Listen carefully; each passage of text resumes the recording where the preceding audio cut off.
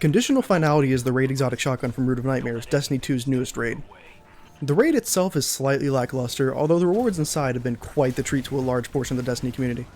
Conditional Finality is no different, being most likely the strongest raid exotic we've ever seen in the franchise. I know that's a bold claim to make, but I promise that's for good reason. This gun's fun being a double barrel shotgun, which we've never really seen before in this game, and that's really the only requirement for most people, but not only that, it's also the strongest weapon for ad clear, major baking, and boss DPS that I could think of that's been a raid exotic. Also, just a quick reminder, if you want to see more content like this, make sure to subscribe. Looking at the gun, this thing plays a lot like an aggressive frame shotgun with slightly higher handling. The exotic trait says that when most of the pellets in each shot hit, it'll trigger a stasis freeze on the first shot, the stasis round, and an ignition on the second, the solar round. When it says most, it means 10 pellets out of the 12 that it shoots per round. The first shell shoots a triangular pattern while the second shoots a circle. Getting the mechanics out of the way, let me explain why this thing is so good at just about everything. For ad clear, the first shot isn't all that special, but it can kill enemies in close proximity. However, when we get to the second shot, that's where things get spicy. If you want proof of how crazy this thing is on its own for clearing a room, take a look at this.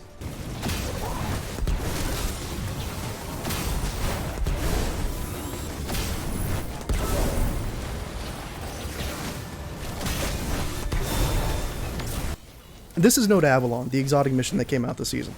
Even though this is normal, the absolute armies of enemies that come down the ramps and out of the portals can be a bit overbearing at times. Well, at least it would if you don't have a gun that woke up and chose violence. Like, dude, look at this.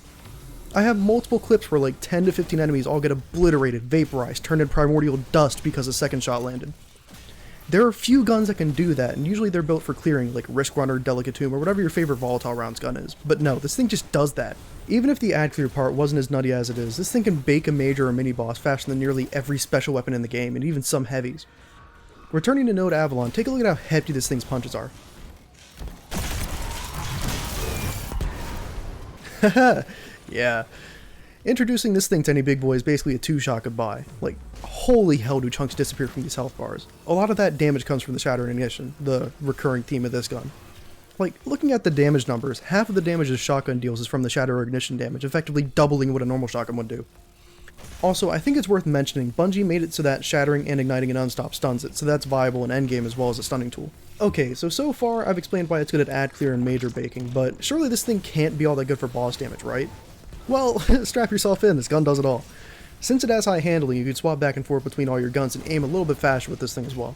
Slap on the appropriate mods and an auto-loading rocket and you've got a loadout that competes with Izanagi rocket swapping, albeit yours is built for much closer engagements. My buddy, they ran this loadout with me for Nezarec. At the end, they had comparable damage to Wither Hoarding, Demo Rocketing, Starfire Warlock, one of the most meta of meta builds right now. Yeah, things kinda nutty. Returning back to that Node Avalon run, I ran this against the Hydra in second encounter and later Brakion. I'm gonna run those clips for you.